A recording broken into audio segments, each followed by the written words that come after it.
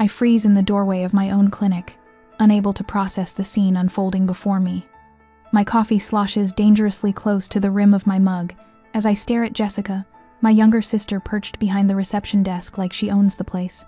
Her laughter floats across the waiting room, warm and inviting in a way that makes my stomach clench.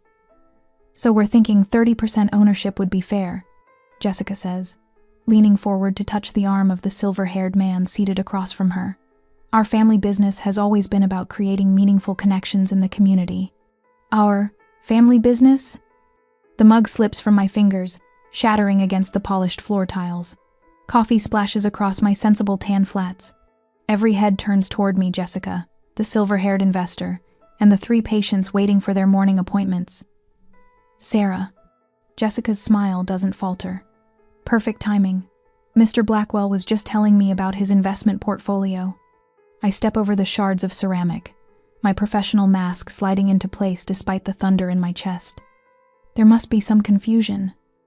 My voice comes out steadier than I expect. "This is my practice." Jessica laughs, the sound tinkling like wind chimes. "Oh, Sarah's just the medical brain," she tells Mr. Blackwell with a conspiratorial wink. "I handle the business side." Mr. Blackwell glances between us, his expression shifting from interest to discomfort. The gold signet ring on his finger catches the light as he taps it against his knee. "Jessica," I keep my tone measured, though something dangerous rises in my throat. "I need a private word with you. Now. We're in the middle of—" "Now, please." Jessica sighs dramatically before turning to Mr. Blackwell with an apologetic smile. "Sisters, right? Why don't you look over those projections I printed for you while I handle this?" She follows me down the hallway to my office. The moment the door closes behind us, I turn to face her. "What exactly do you think you're doing?" Jessica drops into my desk chair, and spins once before facing me. "Helping you, obviously. Mom and Dad thought it was time I stepped in. The clinic's finally turning a profit, and you need someone to manage the business aspects. Mom and Dad thought." I stop myself, breathing through my nose. "This is my clinic. I didn't ask for help." "You never do." Jessica pulls a folder from her purse. "That's why Dad drafted these. He says it's time to make our partnership official." My blood turns to ice as she slides the folder across the desk. Inside are legal documents, partnership agreements with Thompson Physical Therapy letterhead. My eyes catch on a signature at the bottom of the preliminary paperwork. My signature, except I never signed this. "Where did you get this?" My voice sounds distant in my own ears. "Dad had his lawyer draw it up." Jessica examines her manicured nails coral pink, impractical for any real work. "You're so busy with patients. We thought we'd handle the paperwork. The forgery is good but not perfect. The loop on my S curves the wrong way. I've spent years signing medical charts and insurance forms. I know my own handwriting. Get out." The words slip out, quiet but razor sharp. "What?" "Get out." I place both palms on my desk, leaning forward. "Now." Jessica blinks, surprise flickering across her face before hardening into something uglier. "You can't be serious. After everything we've done for you?" "Everything they've done for me." The words trigger a cascade of memories. My 10th birthday. Jessica unwrapping a pink bicycle with ribbons streaming from the handlebars while I received practical school supplies. Working night shifts at the hospital cafeteria during physical therapy school, sending half my paycheck to cover Jessica's rent. My father's voice. Always the same refrain. "You're the responsible one, Sarah. Jessica needs more support." "I built this clinic myself," I say, each word precise. Every patient, every piece of equipment, every certification on that wall, that was me. Not you, not Dad, not anyone else. Jessica stands, clutching her designer purse against her chest like armor. "This isn't over. Dad already told his friends about our family clinic." "This isn't a family clinic. It's mine." "We'll see about that." She stalks to the door, already pulling out her phone. I hear her voice as she walks down the hallway. "Daddy? We have a problem." I sink into my chair after she leaves, the folder still open on my desk. The forged signature stares up at me, a symbol of everything I've allowed for too long. Outside, I can hear Tom directing patients, cleaning up the broken mug, carrying on like nothing has happened, but everything has changed. For the first time in 33 years, I see my family clearly, and I'm not giving up what I've built without a fight. I grip the steering wheel tighter as my parents' brick colonial comes into view. Sunday dinner, the Thompson family tradition I've dreaded since childhood, but never found the courage to decline. The garage door stands open, revealing Dad's meticulously organized tools, and Jessica's candy apple red Audi parked in the spot that's always been reserved for her. My stomach knots as I pull my sensible Honda alongside the curb. 3 days have passed since Jessica tried to stake her claim on my clinic. 3 days of ignored calls and evasive text messages from my family. Whatever awaits me inside won't be the casual Sunday dinner they've pretended. This island mom greets me at the door, wearing her good pearls, the ones reserved for country club functions and Christmas Eve. Her smile stretches too wide across her face. "Sarah, sweetheart, we were starting to worry." I'm 15 minutes early. The dining room table gleams with Mom's best china, the Royal Doulton, with hand-painted periwinkle patterns she inherited from Grandma Thompson. Crystal water glasses catch the afternoon light.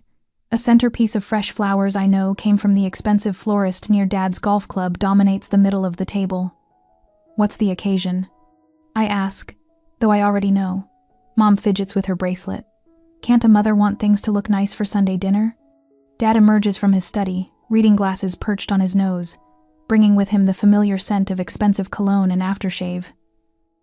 "Sarah! Right on time!" He embraces me with one arm, the other holding a manila folder. My throat tightens. "Jessica's in the kitchen helping your mother," he says, guiding me toward the dining room. "Let's have a drink before dinner." The bourbon appears without me asking 2 fingers. Neat. The way he taught me to drink it when I graduated physical therapy school. "To success," he'd said then, and I'd believed he meant mine. "Your sister tells me you had a visitor at the clinic," Dad says, settling into his chair at the head of the table. "An investor? Blackwell, was it?" I wouldn't call him a visitor.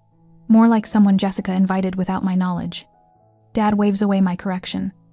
"Technicalities. The point is, Blackwell's interested.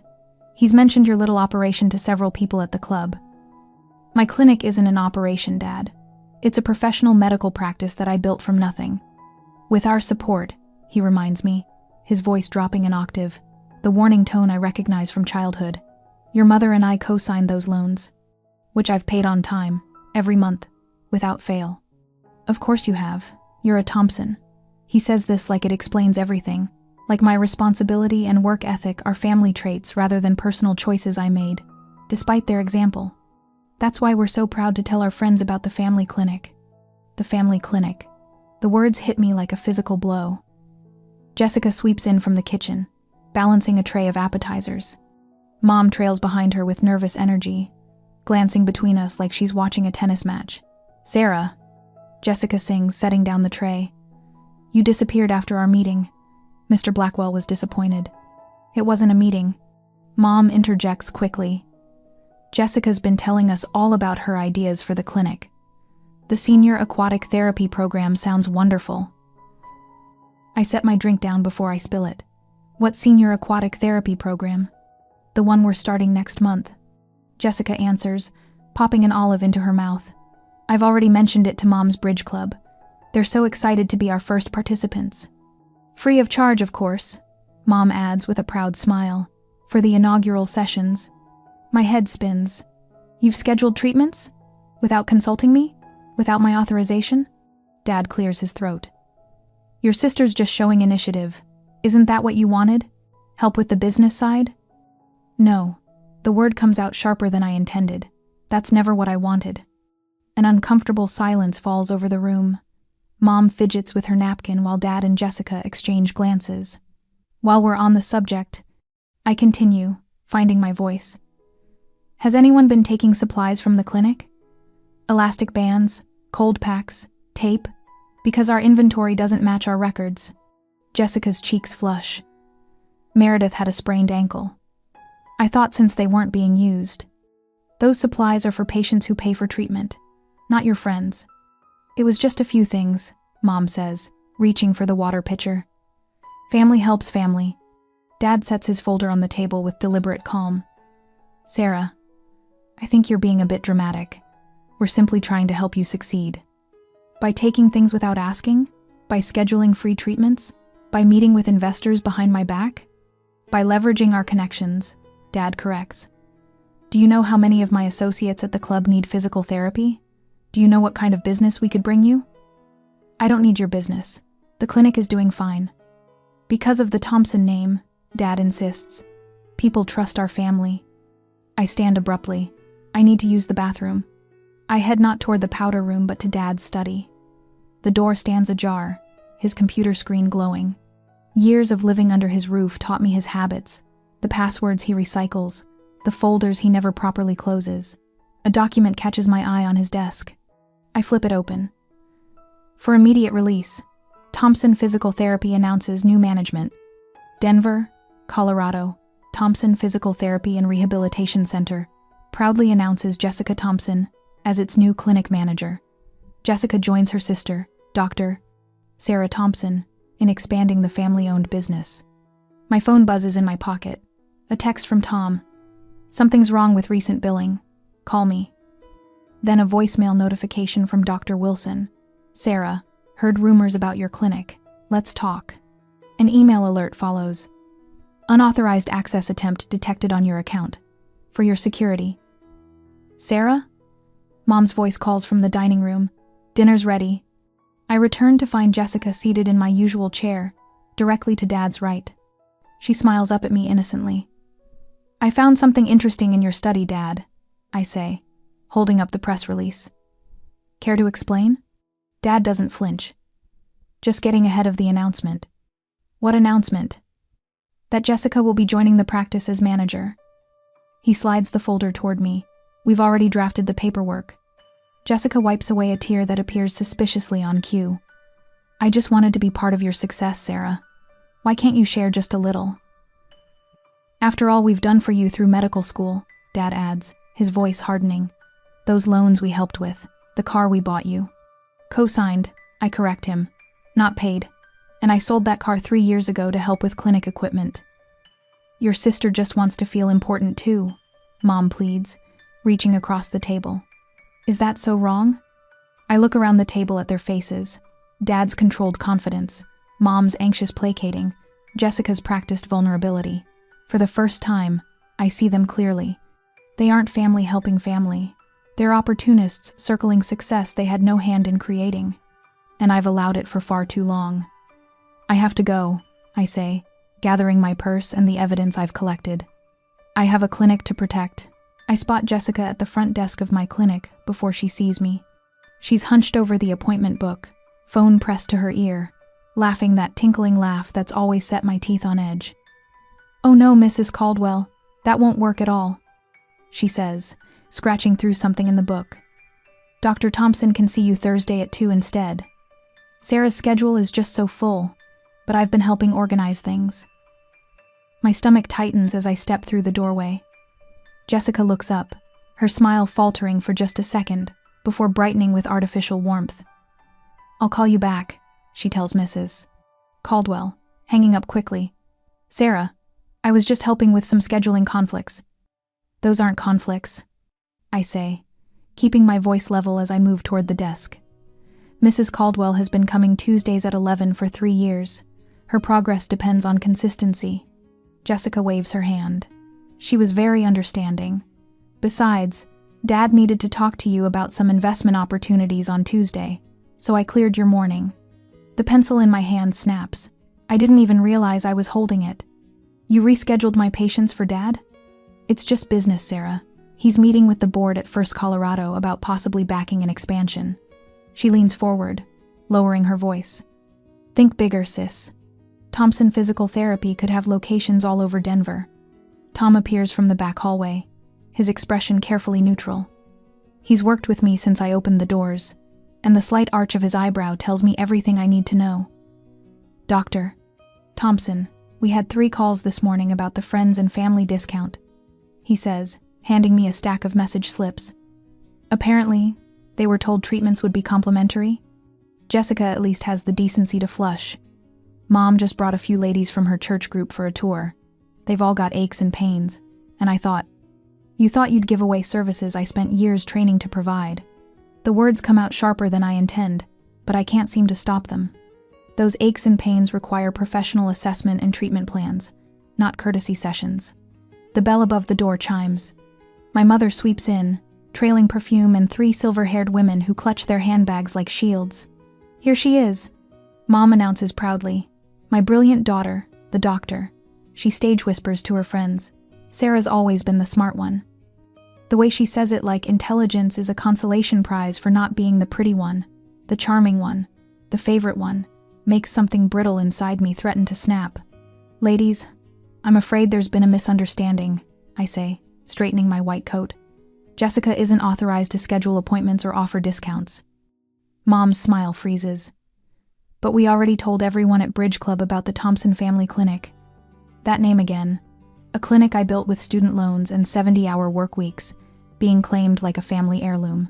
"I need to prepare for my next patient," I say, turning away before I say something I'll regret.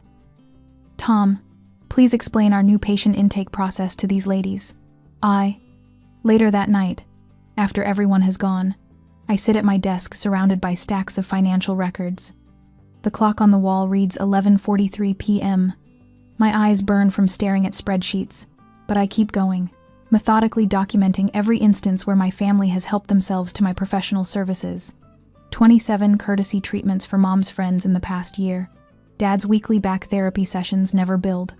Jessica's boyfriend's shoulder rehabilitation after his skiing accident. 6 weeks of intensive therapy marked family discount in Jessica's handwriting. The numbers climb. Thousands of dollars in services, casually claimed as family entitlement. I pull out my personal financial records next. Years of bank statements show a pattern I'd never fully acknowledged. Through physical therapy school, I sent Jessica $400 monthly for her apartment while I lived on ramen in a studio with a hot plate. My graduation present to myself had been a second-hand Honda, while I'd helped with the down payment on Jessica's new Audi the same year. A memory surfaces signing the lease on this clinic space 3 years ago. I stood alone in the empty room, keys digging into my palm, terrified and exhilarated. I'd calculated the risk down to the penny, knowing I had exactly 8 months to become profitable before my savings ran out. I'd made it in 7. No family backing, no investors. Just sweat and determination and nights like this one, working until my eyes crossed. My phone buzzes with a text from Tom. "Found something you should see." Jessica tried accessing the billing system yesterday. Password attempts logged. A second text follows. "Dr. Wilson called. Heard rumors at Medical Association dinner about new management at your clinic. Wanted to warn you." I sit back, letting these pieces fall into place. The room feels suddenly too small, too warm. I've been fighting the wrong battle, defending individual appointments when they're after the entire clinic. The phone rings, startling me. Dad's name flashes on the screen. "Emergency family meeting. Tomorrow night, our house." His tone brooks no argument, expecting the same compliance I've always given, but something has shifted in me. For the first time, I see his summons for what it is, not parental authority, but the desperation of someone whose plan is being threatened. "I'll be there," I say, and hang up. The next evening, I park in front of my parents' Tudor-style home in Cherry Creek. Through the window, I can see Jessica gesturing animatedly. Dad stands by the fireplace, one hand in his pocket where he keeps his worry stones small, polished rocks he fidgets with when he's planning something big. Mom opens the door before I knock. "Sarah, honey, we've been waiting." Her voice carries the same worried tremor it had when I was 16 and came home past curfew. The living room falls silent as I enter. Jessica sits on the edge of the sofa, wearing a crisp blazer that still has the security tag tucked under the collar, another purchase she can't afford. "Let's get to the point," Dad says, pulling out a leather portfolio. "Your mother and I have been patient, but it's time to formalize our arrangement." He slides partnership papers across the coffee table. The Thompson Family Medical Services LLC. Equal ownership split between myself, Jessica, and my parents. "We've already filed the preliminary paperwork," he continues. "This just requires your signature to make it official." Jessica leans forward, unable to contain her excitement. "I've been thinking about redecorating the reception area, something more modern, with a family photo wall. We just want to be included," Mom adds, tears welling in her practiced way. "Is that so much to ask after all we've done for you?" For a moment, I feel the familiar pull the urge to sign whatever they want to keep the peace, to be the responsible one, the good daughter. The weight of 33 years of familial expectation presses on my shoulders. My phone buzzes in my pocket. Another text from Tom. Dr. Wilson's daughter Melissa called. She's an attorney, offering free consultation if you need it. Says she owes you for fixing her runner's knee last year. The simple message cuts through the fog of guilt. I'm not alone in this fight. The community I've built through my work, they see my value even if my family doesn't. I set my briefcase on the table instead of taking the partnership papers. What's that? Dad asks, frowning at the unexpected deviation from his script. Documentation, I say, keeping my voice steady as I methodically arrange folders on the table. Every courtesy treatment provided to family and friends over the past 3 years. Current market value, $43,500. I place another folder beside it. Copies of the loan agreements showing I am the sole borrower for the clinic startup costs. The loans you helped with by co-signing have been refinanced solely in my name, as of last month. Jessica's smug smile wavers. Dad's hand tightens around his worry stone. And this, I say, placing a final document in the center of the table, is a cease and desist letter drafted by Melissa Wilson, regarding the unauthorized use of my professional credentials and business name. The silence stretches between us, heavy with the weight of 3 decades of unspoken truths. For the first time in my life, I've brought receipts to a guilt trip. And for once, my family has nothing to say. I place 3 manila folders on my parents' polished dining table with deliberate precision. The sound of each folder hitting the cherrywood surface punctuates the tense silence. My father sits at the head of the table, jaw clenched, while Jessica fidgets with her coral-painted nails. Mother hovers near the kitchen doorway, wringing her hands in the apron she insisted on wearing despite ordering takeout. What's all this? Father's voice carries that familiar authoritative tone that once made me shrink. Not tonight. Documentation. I open the first folder and slide it toward him. This is a management service agreement I signed yesterday with Rocky's healthcare group. His eyes narrow as he scans the contract. You had no right to. I had every right. The steadiness in my voice surprises even me. It's my clinic. My name is on every legal document, every license, every insurance form. Jessica reaches for the contract. Daddy, she can't. Actually, I can. I open the second folder. This is an itemized statement of all the free treatments provided to this family over the past 2 years. Market value, $43,500. Mother gasps. Sarah, we're family. Family helps family. Yes, they do. I meet her eyes. But family doesn't steal. Family doesn't forge signatures. Father's face flushes crimson. I helped co-sign your loans. Without me, you'd never have gotten that clinic off the ground. I've anticipated this. From the third folder, I extract loan statements organized by date, highlighting my payments and the refinancing I completed last year. I've paid every penny myself. I removed you as co-signer 18 months ago. The papers tremble in his hands. For the first time in my life, I see uncertainty crack his facade. Jessica's calculated tears begin right on cue. After everything we've done for you, you owe us. Do I? My voice remains level as I extract the final document, a spreadsheet detailing every dollar I sent Jessica during my physical therapy program. $7,000 during my 2nd year alone, while I worked night shifts at the hospital cafeteria and lived on ramen noodles. The color drains from Jessica's face as she recognizes her own text messages. Emergency. Need rent money. And, please help with car payment just this once. Messages sent monthly for years. Mother sits heavily in the dining chair, her hand pressed against her mouth. Her eyes move across the columns of numbers, indisputable evidence of years of financial exploitation. This is ridiculous. Father's voice lacks its usual commanding tone. We supported you your entire life. You supported the idea of me, the responsible daughter who would never question you. I placed the third document on the table. This is the new official policy for Thompson Physical Therapy. Family members will now pay standard rates for all services. Jessica's tears vanish, replaced by sudden anger. You can't be serious. You'd charge your own mother? The same rate I charge everyone else's mother. I square my shoulders. The same rate I charge elderly patients on fixed incomes. Father pushes back from the table, standing to use his height as intimidation, a tactic I've seen my entire life. What will people think if they know how you've treated us? They'll know exactly what happened. I remain seated, refusing to rise to his challenge. I've kept records of everything. You'd humiliate your own family? Jessica's voice rises sharply. You tried to steal my life's work. The words come out softer than I expected, but they land with precision. I'm protecting it. Father's fist pounds the table, rattling the china dinner plates we never touched. This isn't over, Sarah.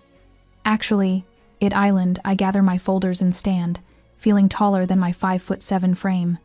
You have choices now. You can respect my boundaries and rebuild our relationship on honest terms, or you can continue this battle you've created. But understand this, I will not surrender what I've built. Mother's quiet sob breaks the silence that follows. Her eyes meet mine, and for the first time, I see something new there. Not disappointment or manipulation, but recognition. Perhaps even respect. Sunday dinners won't be the same, she whispers. No, I agree. They won't. That might be a good thing. I walk toward the front door, my sensible shoes silent on the carpeting. No one follows me. No one calls my name. The weight of 33 years of expectation slides from my shoulders as I step outside into the cool evening air. Tomorrow brings another battle at the clinic. But tonight, for the first time, I've stood my ground on the family battlefield and refused to surrender. And somehow, I'm still standing. I arrive at my clinic 30 minutes early Monday morning, needing the quiet to prepare for Mrs. Delgado's knee replacement evaluation. The parking lot is empty except for 3 cars I don't recognize: my father's Lincoln, my mother's Buick, and Jessica's red convertible. My stomach tightens as I park beside Tom's sedan. He steps out, coffee in hand, his expression grim. They've been here since 7, he says, falling into step beside me. Your sister's already behind the reception desk. I grip my leather portfolio tighter. How many patients have arrived? Just the Hendersons for their 8 o'clock. I've got them in the waiting area. The glass door swings open before I reach it. My father stands there, silver hair perfectly combed, wearing the navy suit he reserves for bank meetings and funerals. Sarah. His voice carries across the parking lot. We need to resolve this situation immediately. I brush past him into my own lobby. The familiar scent of lavender, my choice for the diffuser, has been replaced by something floral and cloying. Jessica sits at the reception desk, wearing a white lab coat. My lab coat. Good morning, Dr. Thompson, Jessica chirps, her smile brittle. The Hendersons look up from their seats, confusion evident on their faces. My mother rises from a chair in the corner, dabbing at her eyes with a tissue. Sarah, please, can we talk privately before anyone else arrives? This family dispute is breaking my heart. I place my bag on the counter, noticing the stack of new business cards beside the appointment book. Jessica Thompson, practice manager, gleams in raised silver lettering. Tom, I say, keeping my voice even, would you please take the Hendersons to treatment room 3? I'll be with them shortly. Tom nods, guiding the elderly couple through the door to the treatment area. The moment it closes behind them, my father steps forward. Your behavior has become completely unreasonable, he says. After everything we've invested in your education, your career. My education that I paid for, I interrupt. My career that I built. Jessica stands, smoothing the lab coat over her designer dress. Sarah, be realistic. Everyone in Denver knows Dad's connections helped you establish this place. One call from him to his banking friends could... Is that a threat? The words emerge calmer than I feel. My mother's tissue twists between her fingers. Family helps family, Sarah. That's what we've always done. Like when Jessica accessed protected patient files, or when Dad called my vendors claiming to be the owner. I moved to the reception desk, opening the drawer where I keep emergency files. My father's face reddens. I was simply checking on orders you'd mentioned were delayed, while requesting pricing information and suggesting changes to established contracts. I remove a sealed envelope and place it on the counter. Changes that would have violated my insurance agreements. Jessica's hand covers the envelope. You're blowing things out of proportion. I was just trying to help. By offering unauthorized discounts to your friends? By rescheduling priority patients to fit in your manicurist? The bell above the door chimes as another patient enters. My father seizes the opportunity, stepping forward with an outstretched hand. Good morning. I'm Robert Thompson, Sarah's father and business advisor for the clinic. Mrs. Reynolds, good morning. I move between them. Tom will check you in shortly. Would you mind waiting just a moment? Once Mrs. Chen is seated with a magazine, I turn to the reception desk and press the small button underneath that activates the security system I installed last week. Jessica, take off my lab coat. My sister blinks. What? Take it off. Now. As she reluctantly removes it, I open the envelope and remove 3 certified letters. These are from my attorney. I place one before each family member. They outline the legal consequences of your actions over the past weeks. My father snorts. What actions? Helping my daughter run her business? Misrepresentation, attempted fraud, and HIPAA violations. I tap the security camera in the corner. All documented. The color drains from Jessica's face as she scans the letter. You recorded us? After you tried to access patient billing records, yes. I turn to my father. The letter includes timestamps of your calls to my vendors and transcripts of your conversations. My mother's tears vanish as she reads. Sarah, you can't possibly... I can and I have. I tap the desk where Jessica's new business cards sit. Impersonating clinic staff is fraud. Attempting to access medical records without authorization violates federal law. My father's bluster crumbles as he reaches the second page. His signet ring taps against the counter in an uneven rhythm. You have exactly 5 minutes to leave my clinic, I say, my voice steady. After that, I call the authorities. Jessica's eyes widen. You'd have your own family arrested? You tried to steal my life's work. The words emerge from somewhere deep inside me. You forged my signature. You lied to my patients. My father stuffs the letter into his pocket. This isn't over. At Island, I stand taller, feeling the weight of years lifting from my shoulders. I've provided copies of all documentation to my attorney with instructions to proceed if you contact my clinic, my staff, or my patients again. My mother reaches for my hand. I step back. Sarah, we're family, she whispers. Family doesn't do what you've done. I check my watch. 4 minutes. 4 minutes. They leave in single file. My father first, back rigid with fury. My mother following, shoulders curved with disappointment. Jessica last, her face unreadable as she places her counterfeit business cards in the trash. When the door closes behind them, Tom emerges from the hallway. The Hendersons are ready, he says quietly. I nod, reaching for a fresh lab coat from the cabinet behind the desk. Are you okay? Tom asks.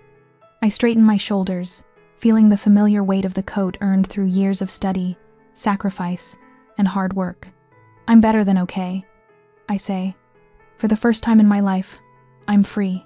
Morning light streams through the expanded windows of Thompson Physical Therapy and Rehabilitation, catching on the fresh paint and new equipment. 6 months have transformed more than just the clinic. I adjust my white coat and survey what I've built. Dr. Thompson, your 9 o'clock is ready. Tom's voice carries the same respect it always has, but now I stand taller receiving it. The team gathers around the central desk for morning briefing. 4 therapists and 3 assistants, all hired because they share my philosophy of patient-centered care. My throat tightens, watching them prepare for the day, professionally and thoroughly. No drama, no manipulation, just excellent healthcare. Mrs. Henderson needs extra time with her shoulder exercises. I tell them, adjusting the schedule on our new digital system. And remember, we're closing early Friday for the community outreach planning session. They disperse to their stations while I head to treatment room 3. Mr. Collins waits there, an 84-year-old former bus driver with a replaced knee and a fondness for peppermint candies. Those hands of yours work miracles, he says as I guide his leg through the proper extension. My daughter says I haven't moved this well since Ford was president. I smile, adjusting his position. Your dedication to the exercises is what's making the difference. His weathered face creases. You remind me of my Eleanor. She never took credit either. Always building others up. My hands work automatically, finding the tight spots in his quadriceps. I wonder what my parents would say if I treated them this way with professional kindness, rather than the desperate need for approval that defined our relationship for 33 years. All right, Mr. Collins. Hold this position for 30 seconds, then release. He grips my hand before I move to the next patient. You're doing important work here, young lady. The morning blurs into afternoon. Between patients, I sign off on insurance forms, order supplies, and approve next month's schedule. No one questioning my decisions. No one trying to take what isn't theirs. Tom finds me as the last patient leaves. "You've built something special here, Dr. Thompson." I glance around at the clean, organized space expanded into the office next door when the dentist retired. The framed mission statement hangs where everyone can see it. Healing hands, healing hearts. The greatest healing has been my own, I admit. Later, I water the peace lily by the window, a housewarming gift from Dr. Wilson, when I purchased my small craftsman home last month. The first property I've ever owned, with a garden and a spare bedroom I've turned into a library. No more cramped apartment with thin walls. The volunteer schedule for next week sits on my desk Tuesday evenings at the low-income clinic downtown. Giving back feels different when it's by choice, not obligation. The clinic celebrates its 2nd anniversary next week. A small gathering planned. Dr. Wilson will bring his famous lasagna. Friends and colleagues who stood by me when leaving family behind felt like walking off a cliff. A soft knock interrupts my thoughts. Jessica stands in the doorway, alone. No designer purse, no makeup hiding her features. 6 months of silence between us stretches wider than the doorframe. "Can we talk?" she asks. "Just us." I check my watch. I have 20 minutes. That's all I can give right now. She nods, accepting the boundary. After she leaves, I stand alone in my clinic. My fingers trace the new pain management certification on the wall. The embossed letters catch the evening light. "I'm Sarah Thompson," I whisper to the empty room, "and I built this myself, every part of it."